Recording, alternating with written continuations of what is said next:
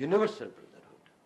The need of the hour is conquering and vanquishing the forces which are making Universal Brotherhood impossible. Now let us see about the region, and that was I was told. That how are the developments within our region?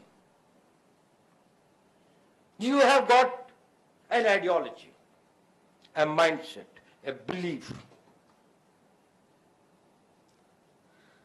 that we have got a belief system, we have got a faith system. Those who do not believe in it are the enemies, are the kafirs. If they do not convert, they have got to be killed.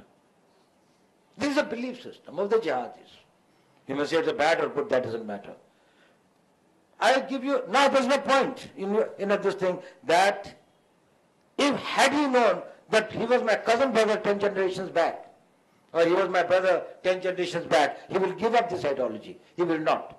I'll give you an example. You must be knowing that in the Al-Qaeda hierarchy, the number 3 man is one Adam Gadnan. He is a white US man, is also in charge of their publicity and also part of their operations now. Now Adam Gadnan is a white who comes from a very orthodox Roman Catholic family who converted to Islam at the age of 23, 24. And his third or fourth appearance, public appearance, he was questioned and he gave a statement, which is extremely important. Actually, if you most of people these days are this thing about the internet, please go through that. The revelations of Adam Gadnan, who is the Al-Qaeda publicity chief. He says the day I converted into Islam, my father was my enemy if he did not follow Islam. My brothers were my enemy, my parents were my enemy, there is no one, unless they come to the path of Allah. He may be right. I've got no objection to that. But then, I have got an objection when he denies me the right to live and have my own faith. And if I have to have my own faith, it can be either on the terms that I have to fight and win, or it has got to be that I succumb and give up. You cannot have universal brotherhood by appeasement. You cannot have universal brotherhood through a position of weakness. If it was possible, India would have been weak. If India stopped preaching this thing of universal brotherhood, we have done it too long, for too many centuries. And if we had been strong enough, probably there would have been a much greater peace. We provoked our enemies. If we had kept our defenses, if we had kept our society, if we had kept our nation, a strong citadel and made it a powerful fort, we are the first in this thing of the growth of civilization. Probably we would have been responsible less of bloodshed. It is not only the invaders who were responsible. We were responsible equally for that, because we appeared to be more softer and a more tempting target than they're going towards west or going towards east or south or something like that. They all wanted to come east. Weakness is the greatest provocation for violence. Violence will be used because you are weak, because you are incompetent, because you lack the strength. Universal brotherhood will be butchered because you are weak. Universal brotherhood will not be able to stay. Dharma will be conquered because you are weak, unless it is this thing by Shakti.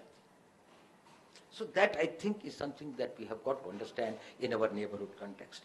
Now, we have got a neighbor, Pakistan, which says that it has got no other enemy.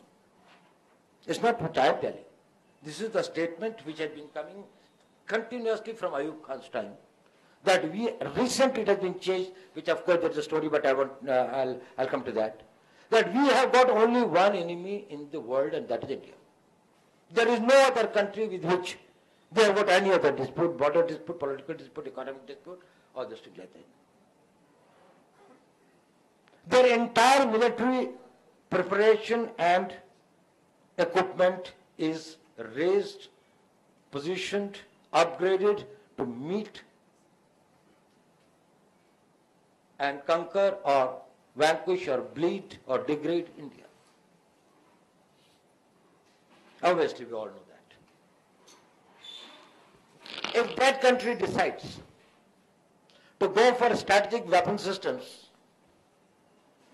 with the nuclear warheads, with missiles up to the range of 2,500 kilometers,